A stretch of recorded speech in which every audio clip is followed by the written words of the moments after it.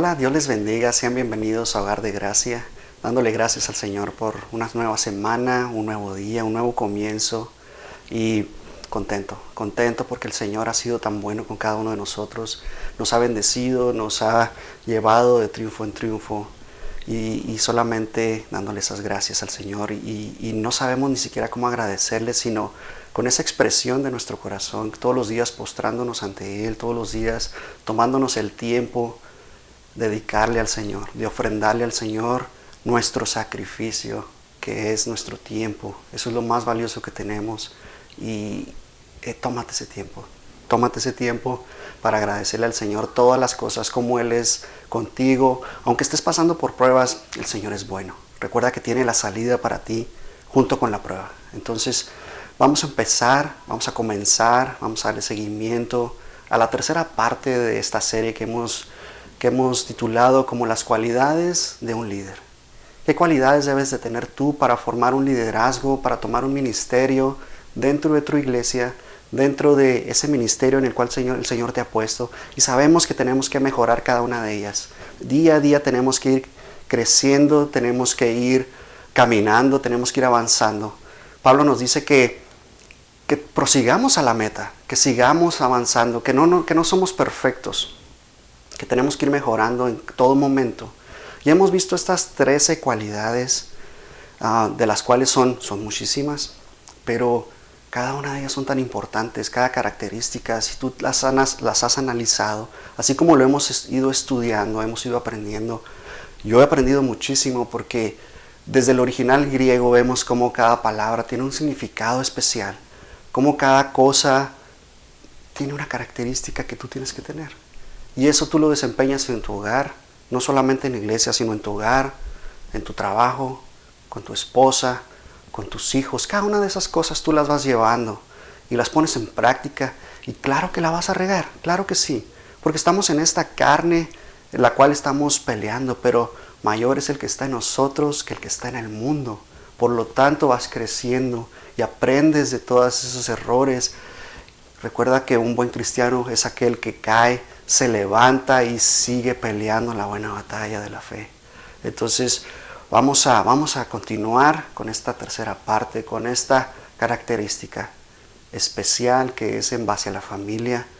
¿Cómo puedes tú liderar a tu familia? ¿Cómo tú puedes ir llevando a tu familia, gobernándola, liderándola, supervisándola? Padre, gracias, Señor, por este día, Señor. Gracias, mi Dios, por que eres tan bueno, Señor, porque eres precioso, eres majestuoso, Señor. Solamente, Señor, tú estando dentro de nosotros, Señor, podemos cambiar. Siendo tú nuestro fundamento, Padre, podemos nosotros tener ese sólido fundamento, Señor, que eres tú, Cristo Jesús. Y sabiendo, Padre, que tú estás con nosotros, Padre, ¿quién contra nosotros? Padre, que tu Espíritu Santo, Señor, hable a través de mí, Señor, y que yo pueda ser un conducto, un instrumento en el cual tu palabra, Señor, llegue y penetre, Señor, esos corazones, Padre. Que ellos puedan, Señor, recibir, Padre, tu palabra. En el nombre de Cristo Jesús. Amén, Señor. Gracias, Padre. Entonces, vemos otra vez que Pablo le envía esta carta a Timoteo.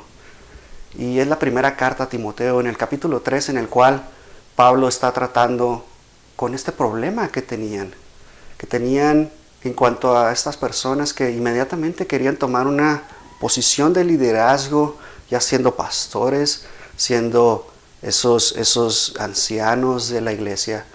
Y entonces Pablo le dice a Timoteo, le dice, si tú quieres, dice, palabra fiel. Si tú quieres ser un obispo, si tú quieres ser un episcopo, que es lo que significa en griego, buena obra deseas. Y qué mejor cosa que tú ser el líder de tu hogar. Y este es el punto clave de todo. Si tú no puedes gobernar tu casa, no vas a poder gobernar en otro lado. Tú como padre de familia, tú como madre de familia, tú tienes esa autoridad sobre tus hijos, para poderles enseñar la palabra, para poderles disciplinarles, para poderles enseñar buenos modales, que eso es el problema que tiene ahorita la sociedad. Ya no se les puede corregir a los hijos, ya no se les puede decir, ya no se les puede hacer nada. ¿Por qué? Porque el enemigo ha robado su identidad y los ha transformado de tal manera que ellos se sienten dueños del mundo y nadie los puede tocar, ni siquiera los padres. El mundo le ha robado a los padres esa autoridad. Ya ni siquiera se les puede enseñar la religión, por ejemplo. Ahora han prohibido en ciertos países que ya no puedes tú enseñarles, inculcarles tu propia religión. Y ese es un problemón que tiene el mundo. Y es el enemigo solamente que está usando todas sus artimañas para poder quitar y cortar de raíz la enseñanza de los padres, todo lo que dice la palabra de Dios, que nosotros les podemos transmitir a nuestros hijos, esa esencia que nosotros les podemos transmitir a ellos, que nos vean a nosotros, cómo nosotros adoramos al Señor, cómo nosotros le servimos, cómo nosotros nos postramos, cómo nosotros estamos trabajando para Él. El mundo no quiere eso. El mundo quiere destruir el matrimonio para empezar. Ahora están introduciendo nuevas leyes en cuanto al matrimonio, si es que eso se le llama matrimonio. Entonces tenemos que tener mucho cuidado con lo que nos vamos a enfrentar, sabiendo que el mundo ahora está en contra nuestra. Ahora nosotros somos los malos, ahora nosotros somos los que estamos locos. Recuerda que va a llegar el momento, y está el momento ya ahora, en el que a lo bueno le dicen malo y a lo malo le dicen bueno. Estamos en esos momentos, en esos tiempos en los que el enemigo se ha apoderado del mundo, como en los tiempos de Noé. Y aún faltan cosas peores. Entonces tenemos que estar preparados para nosotros guiar a nuestra familia, para nosotros poder educar a nuestra familia y nosotros estar más adelante del enemigo. Entonces veíamos la primera carta a Timoteo en el capítulo 3 y ya hemos revisado ya los puntos, de los cuales llevamos 13 puntos, y los vamos a repasar rápidamente. Y tienes que ser irreprensible. Tienes que ser ese hombre, esa mujer de buen testimonio, que donde quiera que tú vayas, tu testimonio, que todo lo que tú hagas, tu testimonio brille. Que tu fruto, tú puedas dar ese buen fruto a tus hermanos, a tu familia, en tu trabajo, a tus hermanos en la iglesia, obviamente. Tienes que ser marido de una sola mujer, mujer de un solo marido. No puedes andar con diferentes personas a la vez. No puedes andar jugando a eso, ni siquiera pensando. Jesús nos dijo que si tú piensas en eso, estás adulterando, estás pecando, con solo empezar a pensar en ello. Tenemos que tener cuidado. Tienes que ser sobrio. Una persona sobria es la que tiene dominio propio. Y esa persona que tiene ese dominio propio es porque tiene el Espíritu Santo en él. Tú no puedes dominar tu carne si el Espíritu está débil. Tu espíritu tiene que estar fuerte, tú lo tienes que alimentar por medio de la palabra de Dios. Y para ello tienes dominio propio. Tienes que ser prudente. Prudente significa que tú tienes que ser calculador. Tienes que pensar las cosas y luego las pones en oración. Recuerda que estamos hablando de la palabra de Dios. Tú tienes que siempre estar orando, velar y orar sin cesar. Entonces tú todo lo pones en oración. Pones tus alimentos en oración todos los días. Espero que lo hagas. ¿Por qué no algo que va a afectar tu futuro? Con mayor razón lo tienes que hacer. Tú tienes que pensar, calcular, ponerlo en oración. Tienes que ser decoroso. Una persona decorosa es la que tiene una vida ordenada, que sabe que todo lleva un orden. Si no eres ordenado, entonces ¿cómo puedes tú ser un buen ejemplo para tus hijos, por ejemplo? Tus hijos van a aprender de ti. Tienes que ser hospedador, una persona hospedadora que invita gente a su casa, que invitas gente a comer inclusive, ¿por qué no? Eso es ser buen hospedador. Apto para enseñar. Tú instruyes a tus hijos, a tu esposa instruye a sus hijos. Somos maestros de nuestro hogar. Nuestros hijos tienen que aprender de nosotros. Claro que sí, en la escuelita dominical les van a enseñar. Claro que sí, van a aprender muchas cosas. Pero qué mejor bendición que sea de ti y que ellos puedan transmitir eso a sus amigos. Yo ya lo sabía, mi papá me lo enseñó. Eso es lo mejor que puede pasar. Mi mamá me enseñó esta historia, ya me la sé. Entonces, tenemos que ser buenos maestros en nuestro hogar. No dado al vino, que significa que no tienes que ser borracho. Una persona que no tiene dominio propio es una persona borracha, por ejemplo. Y recuerda que 1 Corintios 10 nos dice que todo nos es lícito, mas no todo nos conviene. Todo nos es lícito, mas no todo edifica. Entonces tenemos que tener cuidado con eso. Sabemos que podemos tomar. Si tú quieres, puedes tomar. Recuerda que no hay condenación para ti. Pero, ¿te conviene? ¿Es de edificación para tu vida? Recuerda que no tenemos que ser piedra de tropiezo para nuestro hermano. Entonces, ¿qué vas a hacer?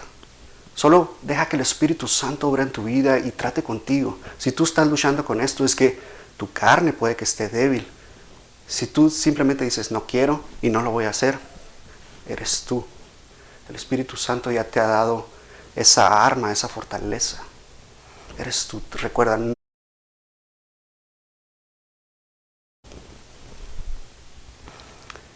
no seas pendenciero, o sea, que no seas una persona que es arrogante, egoísta, peleonera. Esas personas que por todo quieren pelear. No codicioso de ganancias deshonestas. Lo vimos la semana pasada. Esas personas que quieren, para todo quieren sacar dinero de la iglesia. Una rifa por aquí, hacen eventos, hacen esto, lo otro. Y luego lo peor del caso es que usan a Dios como que Dios te ama, que si tú no bendices a la iglesia te van a correr, cosas como esa. Lo hemos visto una y otra vez en videos, en gente. Y Pedro nos dice que va a haber esos maestros que van a usar para engañar a la gente. Y eso es lo peor que puede pasar en una iglesia. El dinero. Recuerda que el amor al dinero es la raíz de todos los males. Entonces tienes que ser apacible, tienes que ser tranquilo, no dado a la guerra. O sea, tú tienes que ser tranquilo, siempre analizando, siempre pensando, con tu dominio propio como debe de ser. Yo sé que te vas a molestar, yo sé que te puedes enojar, pero también Mateo nos dice que airaos, pero no pequéis. Entonces te puedes enojar, pero si tú lo llevas más allá y te duermes con ese enojo, ya estás pecando. ¿Por qué? Porque lo estás pensando y lo traes ahí y se puede hacer una raíz de amargura en tu corazón. No es pecado enojarte, es pecado llevarlo más allá. Airaos, mas no pequéis. No avaro. Entonces tu avaricia, como decía anteriormente, que no tengas amor al dinero. Y ahora vamos a ver este requisito especial para la familia. Me encanta cómo está estructurado. ¿Por qué? Porque siempre es el amor ante todo, ¿verdad? Siempre sabemos que tenemos que amar a nuestra esposa, a nuestros hijos, y este va enfocado a los hijos, que tenemos que amarlos. Y fíjate lo que dice 1 Timoteo 3, 1 Timoteo 3, en el versículo 4, dice que gobierne bien su casa, que tenga a sus hijos en sujeción con toda honestidad. El número 5 dice, pues, el que no sabe gobernar su propia casa, ¿cómo cuidará de la iglesia de Dios? Entonces vamos a desglosar un poquito el versículo 4 y dice que gobiernes bien tu casa. La palabra gobernar en griego significa proistemi, que significa yo gobierno, yo lidereo, yo superviso.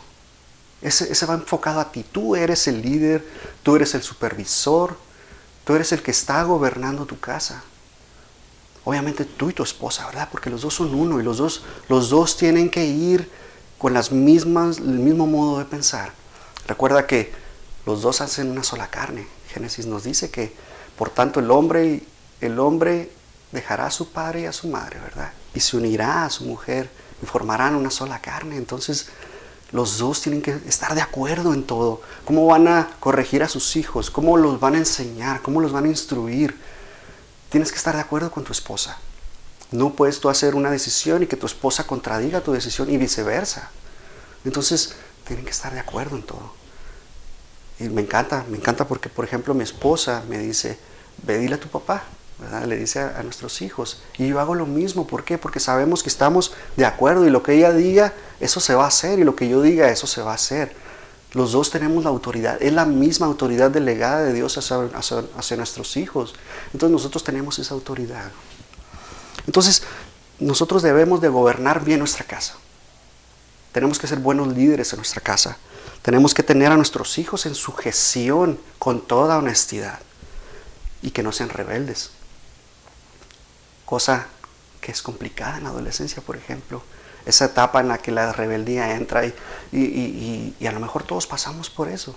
Yo no recuerdo haber sido rebelde de adolescente, pero sí ya más grande.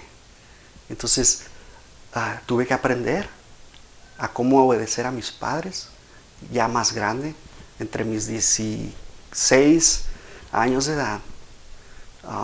Yo tuve que aprender cosas importantes más adelante. Aunque mi papá me decía, eso está mal, no hagas eso. En la carne nosotros somos débiles. Nuestro espíritu tiene que estar más fuerte. Y si tú no te alimentas, no vas a poder vencer la carne. Entonces estas cualidades del líder que estamos viendo, esta cualidad de que gobiernes bien tu casa, la desglosamos en esas 3 partes conforme al versículo 4. Y todo hombre, toda mujer, todo líder tiene que tener esta cualidad. Porque si tú no puedes gobernar tu casa, ¿cómo vas a tomar una posición de liderazgo más adelante? Todos te van a voltear a ver y van a decir, él no es irreprensible. ¿Por qué? Porque no corrige a sus hijos, por ejemplo. El buen testimonio. Tenemos que ver todo eso. Si tú no puedes controlar tu casa, si tú no puedes gobernar tu casa, ¿cómo vas a poder tomar esa posición de liderazgo? Efesios 6, del versículo 1 en adelante nos dice, hijos, obedecer al Señor, en el Señor, a vuestros padres.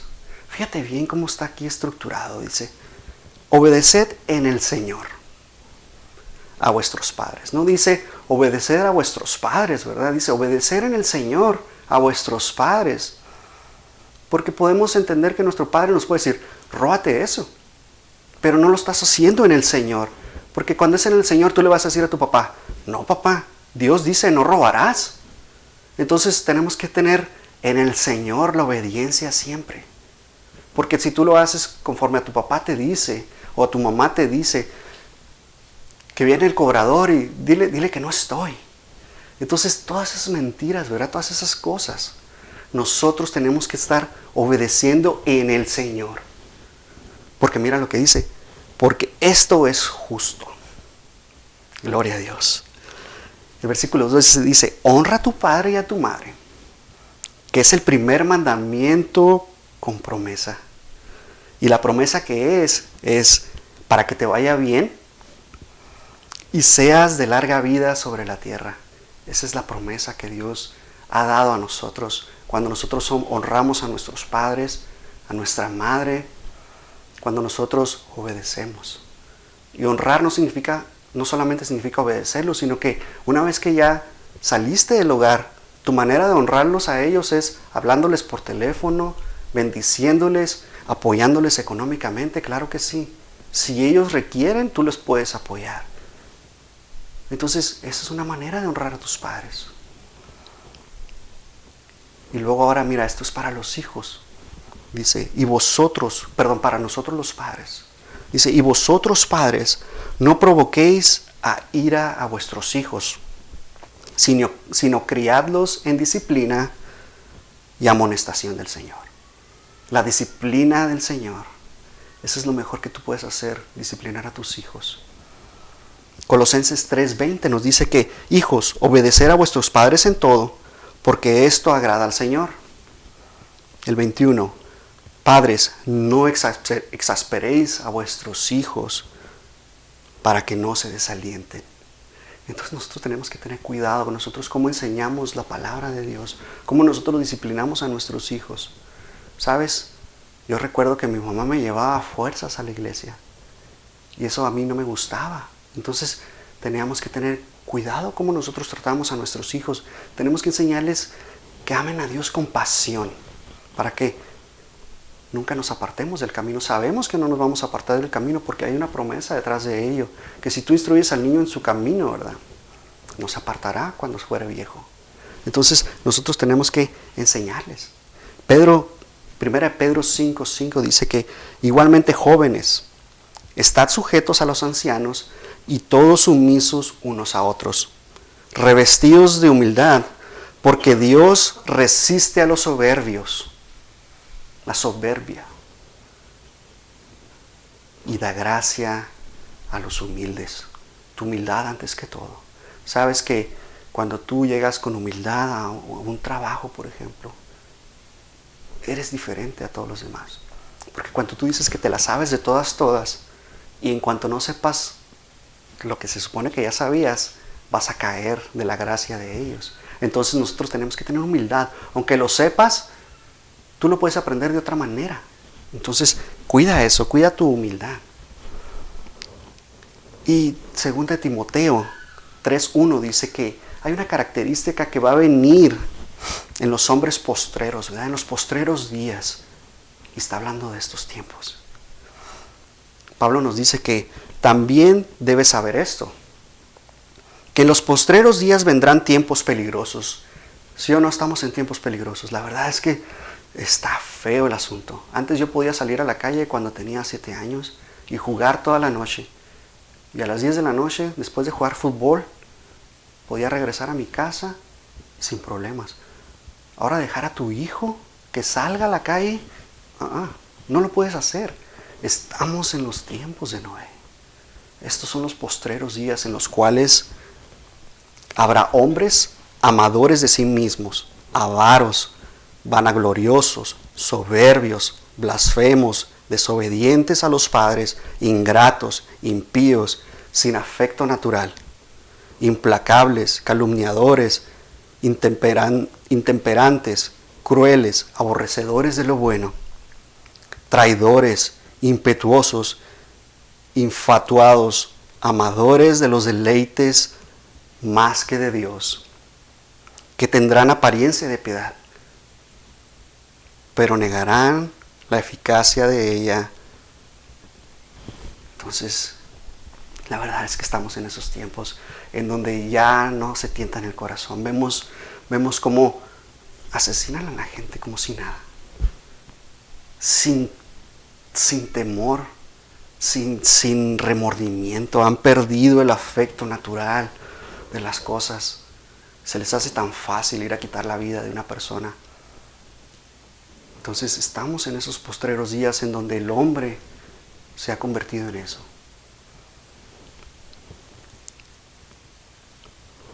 Y me gustaría ver una historia en donde, por ejemplo, los hijos de Elí, cómo los hijos de Elí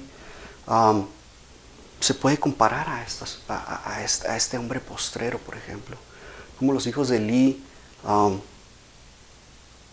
por parte de su padre, no fueron enseñados, no fueron corregidos a tiempo, y al final murieron.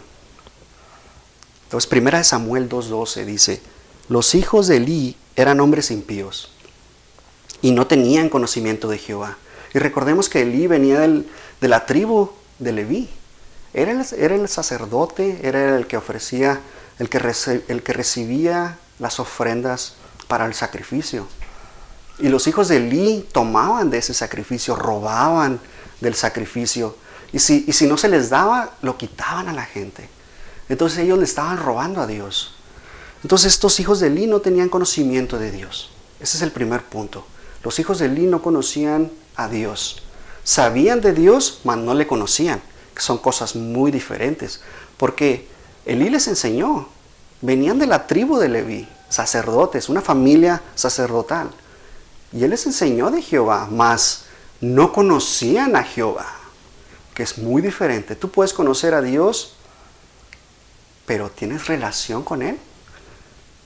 ¿Tienes relación con Jesús? Que de eso se trata todo. Es una relación personal la que tú llevas. Entonces, el hecho que tú hayas aceptado a Cristo en tu corazón, por ejemplo, no hace que tus hijos sean salvos. Entonces, es tu responsabilidad enseñarles a que conozcan a Dios, a que conozcan a Jesús de una manera personal, que oren contigo todas las noches, que lean la palabra, que conozcan la Biblia, las historias, Entonces todo eso es responsabilidad de nosotros, que ellos conozcan y tengan esa relación con Dios, con Jesús. Qué privilegio sería que tú llevaras a los pies de Cristo a tus hijos. Eso sería el más grande privilegio que tú puedes tener como papá, como mamá, que tú lleves a los pies de Cristo a tus hijos. Eso sería lo mejor. Porque yo no estoy diciendo que no tiene nada de malo que alguien más los lleve, pero qué privilegio que tú digas, gracias Señor, porque me diste la palabra correcta para mis hijos y gracias a ello ellos te han recibido. Tú has hecho morada junto con el Padre en sus vidas y el Espíritu Santo ha descendido sobre ellos y los ha sellado. Es un privilegio enorme. Y luego después vemos en 1 Samuel 2:13 dice que los hijos de Elí robaban, es lo que decía al principio. Ellos robaban del sacrificio, ellos estaban quitando, ellos hacían de todo. Entonces eran deshonestos. La honestidad de nuestros hijos debe ser en todo momento. Si tú encuentras en la calle algo que está tirado y tus hijos lo quieren agarrar, simplemente párales. Diles, eso no es tuyo, tú no tienes por qué andar agarrando lo que no es tuyo. Si fuera tuyo, claro que sí, pero no es tuyo, alguien más va a regresar por él. Déjalo ahí. No importa si alguien más lo toma, que no sea el dueño. Tú inculca a tus hijos a que no lo tomen. Porque esa es la honestidad que Dios nos da. Tenemos que aprender y enseñar a nuestros hijos esas cosas. Recuerda que Pedro, como decía al principio, 2 de Pedro 2, dice que hubo falsos profetas. Y aquí estamos viendo lo que está sucediendo. Así como habrá falsos maestros, ¿verdad? Nosotros tenemos que enseñar lo correcto a nuestros hijos en todo momento. Sabes que antes el sacrificio era llevar al holocausto ese cordero y poner las manos sobre él. Y ahí eran borrados tus pecados. Entonces ahora no tenemos que hacer el sacrificio, porque Cristo Jesús ya hizo el sacrificio por nosotros en la cruz. Él se sacrificó por nosotros para limpiarnos de todo pecado, de toda culpa, una vez que lo aceptes en tu corazón. Entonces ya nosotros no tenemos que hacer ningún sacrificio, pero sí tenemos que ir a postrarnos, a sacrificar nuestro tiempo, como decía al principio. Que no debe ser ningún sacrificio, entiéndeme bien. Debe ser un placer, debe ser algo que tú anhelas. Tú debes de llegar al Señor, orar todas las noches, orar todos los días, orar y velar sin cesar. Y luego nos vamos más adelante hasta el 22. En 1 Samuel 2, versículo 22 dice, y Elí era muy viejo, ¿ok? Ya estaba viejo. Y recordemos que Samuel ya estaba dentro con Elí, bajo su mando. Y dice, y Elí era muy viejo y oía de todo lo que sus hijos hacían con todo Israel, y cómo dormían con las mujeres que velaban a la puerta del tabernáculo de reunión. Entonces, si nosotros no instruimos a nuestros hijos, ellos van a hacer lo que quieren. Y hay consecuencias graves de todo eso. Tenemos que instruirlos en todo momento.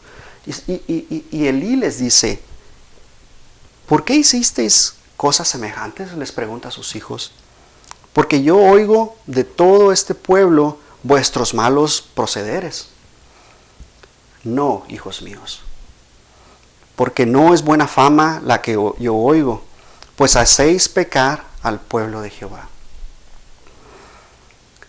Elí tenía la sabiduría, tenía todo el conocimiento, era el sacerdote.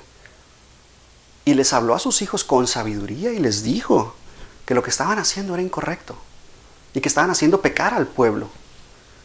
Pero fue todo. No hubo disciplina, solamente les habló muy blandito, muy tranquilo. Entonces, tenemos que nosotros tener autoridad y disciplina con nuestros hijos, enseñarles lo correcto. Que ellos entiendan que lo que están haciendo no está bien y tiene consecuencias y tiene que haber una disciplina detrás de ello. El 25 dice, si pecare el hombre contra el hombre, los jueces le juzgarán. Mas si alguno pecare contra Jehová, ¿quién rogará por él? Pero ellos no oyeron la voz de su padre, porque Jehová había resuelto hacerlos morir.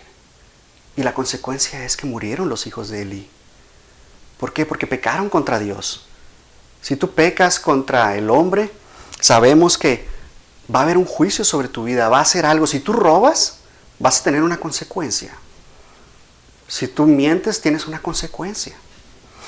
Entonces, nosotros tenemos que advertir a nuestros hijos de las consecuencias que Dios puede traer a la vida de ellos y disciplinarles.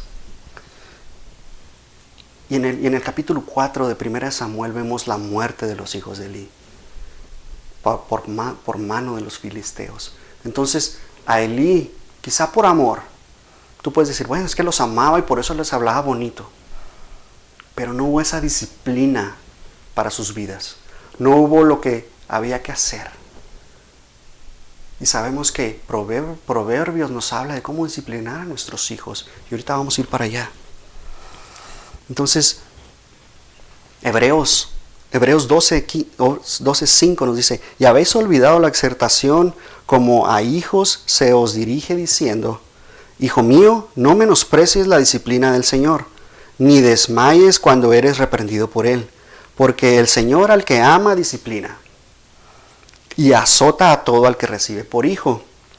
Si no soportáis la disciplina, Dios os trata como a hijos, porque ¿qué hijo es aquel a quien el Padre no disciplina? Pero si se os deja sin disciplina, de la cual todos han sido participantes, entonces sois bastardos y no hijos. ¡Wow! La verdad es que la disciplina del Señor, la disciplina de los padres es tan importante. Proverbios 13:24 dice, el que detiene el castigo, a su hijo aborrece. Mas el que lo ama, desde temprano lo corrige. Nosotros tenemos esa autoridad y tenemos que disciplinar a nuestros hijos. Hoy en día le han quitado a los padres toda autoridad sobre los hijos.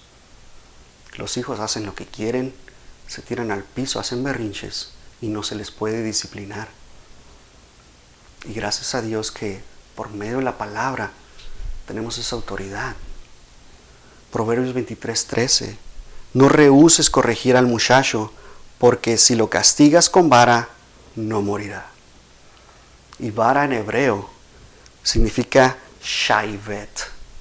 Y es literalmente una vara, un palo, un receptáculo, algo pequeño, en el cual tú le vas a dar en sus pompitas. Nunca lo descargues con ira. Corrígele. Pero para eso tienes tu mano, para darle una nalgadita. Y ni siquiera es necesario descargarle, solamente pórtese bien, es todo. Le dije y cúmplele cuando le dices que lo vas a castigar y lo vas a reprender. Y dile por qué. Si no lo haces en el momento, estás perdiendo tu autoridad. Estás perdiendo credibilidad en tus hijos. Entonces, si tú le dijiste que le ibas a hacer ese castigo, tienes que cumplírselo en el momento. No 10 horas después, no al día siguiente. Tienes que hacerlo en el momento. No importa que llore, no importa por qué. Este versículo me encanta. Este versículo me lo enseñó mi mamá desde que estaba pequeño, porque es la verdad. Dice, y la vara y la corrección dan sabiduría, mas el muchacho consentido avergonzará a su madre. Corrige a tu hijo y te dará descanso y dará alegría a tu alma.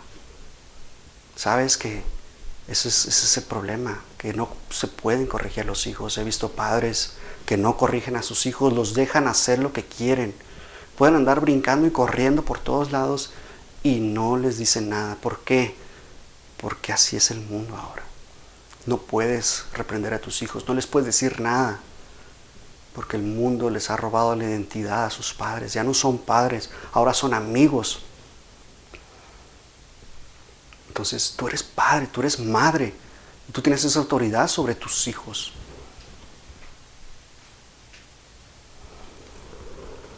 Ya para cerrar, solamente quiero decirte que el Señor está contigo.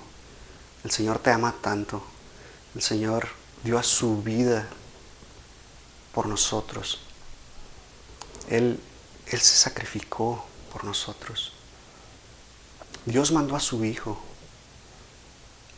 para salvarnos.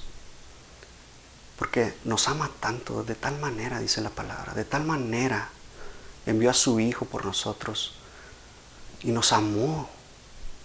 Entonces, ese amor incondicional, ese amor que tú no puedes entender hasta que recibes a Cristo, ¿verdad? El amor no existía hasta el sacrificio de la cruz. Ese es el amor. Imagínate morir por una persona en rescate de nosotros. Él nos ama tanto. Él dio su vida hasta la última gota de sangre, a tal grado que salió agua de su corazón. Derramó toda su sangre. Y Él en este momento está diciéndote que te ama tanto. Y si tú estás dispuesto a recibirle, haz esta oración conmigo, porque es el amor. Hoy es el día especial del amor, a tal grado que en este momento está tocando a tu puerta, a tu corazón el Señor.